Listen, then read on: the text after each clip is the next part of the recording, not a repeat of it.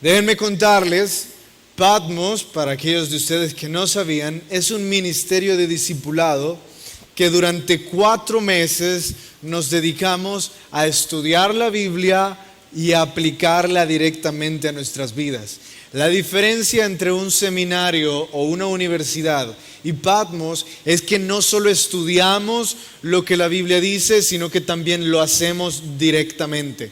Entonces, si la Biblia dice, bueno, den todas sus posesiones a los más necesitados, entonces vamos y damos nuestras posesiones a los más necesitados. Depende de lo que estemos estudiando, así hacemos. Es un poco intensivo porque lleva algunas reglas que ayudan a nuestro caminar espiritual, como que solo se toma agua, hacemos ejercicio regularmente y nos memorizamos versos. ¿Y por qué? ¿Cuál es el resultado de hacer todo esto? Es el mismo resultado que estudiar la Biblia a diario. Es la transformación de nuestras vidas. Pero el hecho de que nos alejamos del mundo, que nos apartamos durante un tiempo, ese principio de alejarse totalmente de todo lo que está a nuestro alrededor, ese principio añade un toque especial al estudio de la Biblia. Porque estamos enfocados solo en lo que Dios nos va a decir y en lo que Dios va a hacer. Exactamente en eso y en nada más. Y de ahí es que vienen algunos cambios un poco más drásticos en nuestra vida. No todos están llamados a Patmos. No significa que Patmos, si uno no va a Patmos no es salvo o no es cristiano, para nada. Simplemente significa que hay algunos que Dios llama a Patmos y hay otros que no. Pero no hay diferencia, la diferencia la hace nuestro llamado. Y aquellos de ustedes que venían para Patmos, saben que es Patmos, déjenme decirles, Icon es el ministerio de jóvenes donde estudiamos la Biblia. O de otra forma le llamamos el culto de jóvenes. Y todos los sábados estudiamos la Biblia verso a verso. Estos sábados hemos estado estudiando Hechos y estaba pensando en qué predicar hoy, porque ustedes son muy especiales. Me refiero a los estudiantes que se gradúan hoy de Patmos.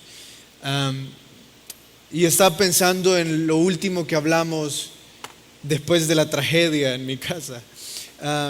Y hablamos sobre la importancia de dejar que el Espíritu Santo nos guíe en lo que hemos de predicar. Entonces dije, bueno, si eso hablamos, entonces eso voy a hacer.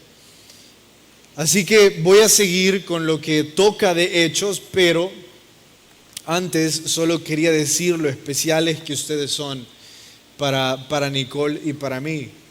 Porque yo recuerdo la primera semana, estábamos estudiando un poco sobre el llamado de Moisés. No sé si ustedes se recuerdan.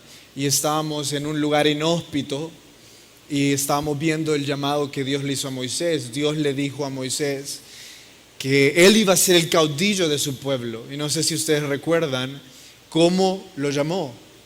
Fue con una zarza ardiendo y ese día, como a las 2 de la tarde, yo les dije a ellos, su llamado aquí en Patmos no va a ser fácil. Se va a sentir como que si ustedes están en el fuego ardiendo. Dios llamó a Moisés y la forma en cómo le dijo que iba a ser su ministerio, se iba a sentir como fuego. Pero no sé si ustedes se recuerdan de la otra parte del llamado de Moisés. Que a pesar de que la zarza estaba ardiendo, ¿qué era lo especial? No se consumía. Y ese día hablamos y dijimos, no va a ser fácil su llamado. Se va a sentir como pasar 40 años en un desierto, pero tengan por seguro, no se van a consumir. Van a lograrlo. Escúchenme todos los que no estuvieron ahí, que creo que son todos los demás. 30 minutos después de que yo les dije eso, empezó una tormenta increíble. Y mi primera reacción fue agarrar el celular y decir, vengan a traernos porque nos vamos a ir en el río. Así que llamé a los carros, pero estábamos en un lugar inhóspito, nunca iban a llegar. Entonces durante 1 hora y media caminamos en la tormenta. teníamos tanto miedo como líderes de quién de ellos iba a enfermar. El siguiente día nos despertábamos a las 5:30 y ni uno de ellos siquiera tenía la nariz tapada. Fue Dios mostrándonos, si yo les puse ahí, si yo les llamé y dije que no se iban a consumir, así fue. Y déjenme decirles algo, la promesa se cumplió, ninguno de ustedes se fue. Todos los que entraron son todos los que se gradúan. Así que démosles un aplauso a ellos, porque eso es algo muy especial. Y quería recordárselos. Y quería predicar más al respecto, pero hoy toca Hechos capítulo 19. Si pueden ir conmigo a Hechos capítulo 19. Solo vamos a leer un verso rápidamente. Pero antes de leerles ese verso, necesito contarles un poco de lo que hemos estado viendo en Hechos capítulo 19. Y es que estábamos en medio de un avivamiento y en la ciudad de Éfeso estábamos teniendo un avivamiento tan grande que incluso la ropa de Pablo estaba siendo utilizada por Dios para obrar milagros. Entonces, esto solo me recuerda a un hecho histórico que les animo que ustedes puedan buscar. En la ciudad de Wales, en el 1901, ocurrió un avivamiento tan grande por un pastor que empezó a predicar la palabra que todas las cantinas, todos los bares quebraron durante 2 años seguidos. En esa ciudad de Wales no había ni una tan sola cantina ni un tan solo bar abierto durante 2 años, y no se debió a que el pastor empezó a predicar contra el alcohol o contra las drogas. Se trata por el simple hecho de que la palabra de Dios estaba siendo predicada y las personas dijeron, ya no tenemos interés en salir a tomar. Y un avivamiento así estaba sucediendo en Hechos capítulo 19. Ese lugar, esa ciudad era muy conocida porque habían muchos magos, había mucha presencia demoníaca ahí. Entonces la Biblia dice que uno de los magos recibió a Cristo con Pablo. Su vida fue transformado. Ese mago empezó a evangelizar a otros magos y en eso se hizo un avivamiento similar. Muchos de los magos de la ciudad tomaron sus libros de magia, tomaron todas sus cosas con las que hacían magia y las fueron a quemar. Dice la Biblia que eso era un equivalente al salario de 300 hombres de un año. Uno de los comentarios que yo estudio dicen que lo que se quemó ese día ahí, hoy día, si nosotros hacemos una equivalencia de la moneda de aquel entonces con la moneda de hoy, fueron 8 millones de dólares los que se quemaron. Porque esos magos dijeron, dejamos atrás las prácticas demoníacas y no lo vamos a vender en Marketplace en Facebook. No vamos a hacer una venta de usados, vamos a quemar todas esas cosas. Su vida estaba siendo transformada. Tanto era el avivamiento que estaba ocurriendo que no solo los magos se estaban convirtiendo, sino que las personas tampoco estaban comprando las estatuas de Diana de los Efesios. Ya no los estaban comprando. Ya no había personas idólatras que las estaban buscando. Y eso que Diana de los Efesios era una escultura bastante horrorosa. Ellos habían dicho que Júpiter la había enviado, que había caído y que era un meteorito porque era una roca negra. Y Diana de los Efesios básicamente era una mujer con muchos pechos, una figura horrorosa, no porque era una mujer, sino porque ni siquiera parecía mujer. Y de ahí, cuando venían los turistas, aprovechaban a comprar estatuas porque les encantaba el culto de Diana de los Efesios, que básicamente eran orgías. Lo que pasó por la predicación de Pablo, por la conversión de los magos, por los milagros, por todo lo que estaba sucediendo en Efesios, es que se reunió algo así como la procuraduría o algo así, qué sé yo, como la reunión de todos los vendedores de estatuillas y dijeron, tenemos que sacar a Pablo de aquí. Él nos está haciendo quebrar. Entonces reunieron a muchas personas, muchos de los idólatras de Diana, y dijeron, no vamos a dejar que este Pablo nos quite dinero. Se paró un judío a tratar de defender a los judíos, no a Pablo, y dice la Biblia que cuando ese judío se paró, durante 2 horas, los idólatras de Éfeso pasaron gritando, grande es Diana de los Efesios. Grande es Diana de los Efesios. 2 horas gritando. ¿Se imaginan estar en un lugar donde todo lo que se oye es grande es Diana de los Efesios?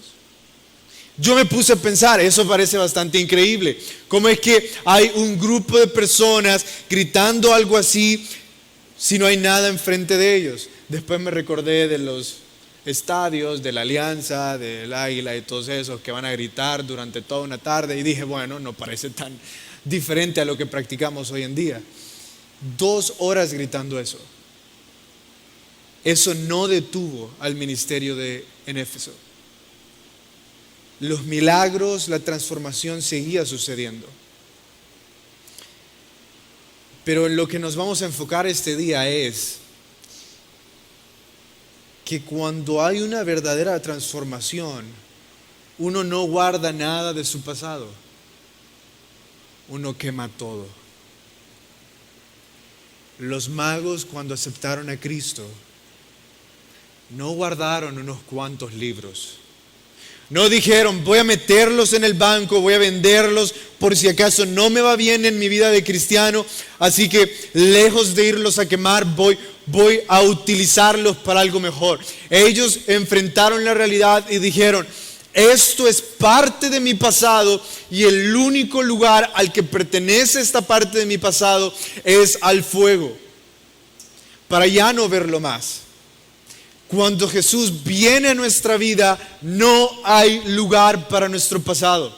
No hay lugar para amistades, no hay lugar para equipos, no hay lugar para parejas, no hay lugar para actitudes, no hay lugar para vicios, no hay lugar para muchas cosas que están en el pasado.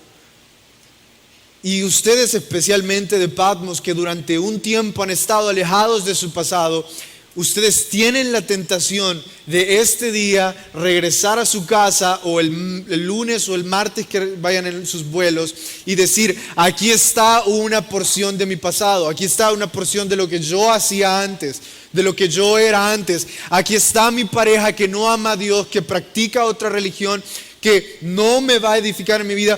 Entonces tenemos la decisión de decir, eso se quema o eso se queda.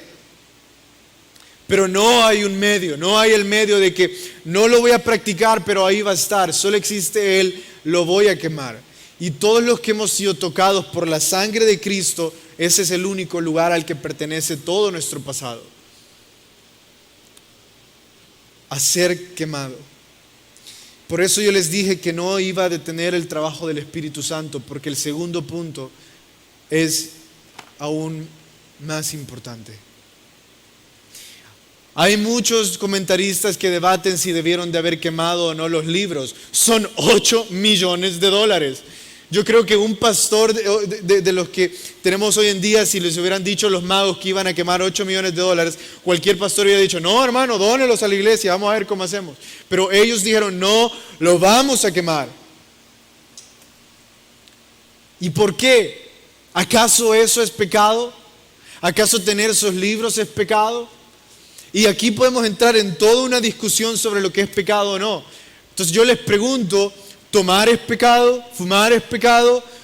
¿Ver películas es pecado? ¿Escuchar música secular es pecado? ¿Decir malas palabras es pecado? Y podríamos pasar teorizando 2 horas sobre todo aquello que es pecado y aquello que no es pecado. Y podríamos seguir así. Entonces, cuando ustedes se vuelvan a entrometer en una situación en la que ustedes están divagando en no sé si esto es pecado o no es pecado, déjenme cambiar la pregunta.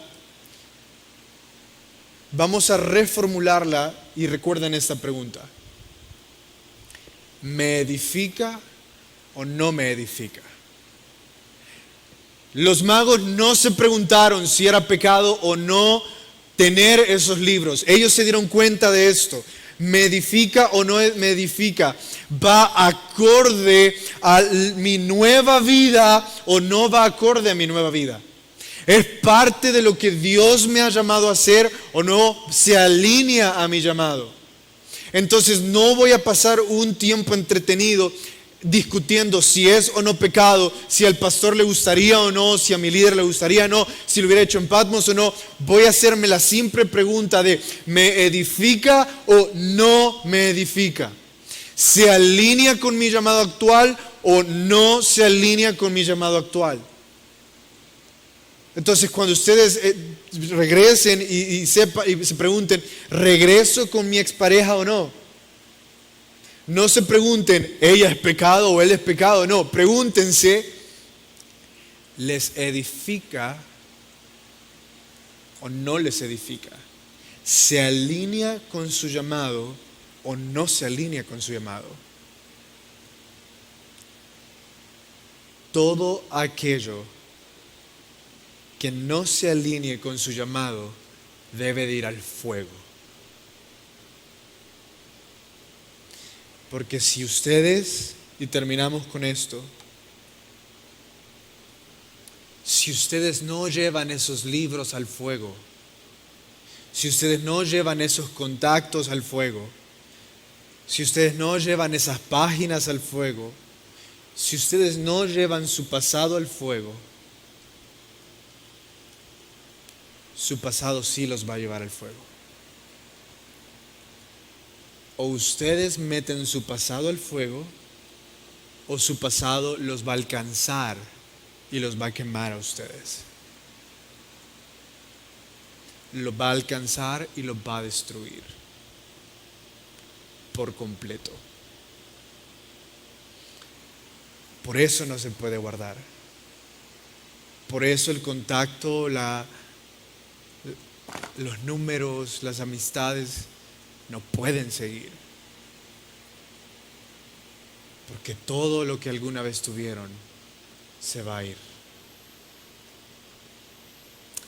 Oremos.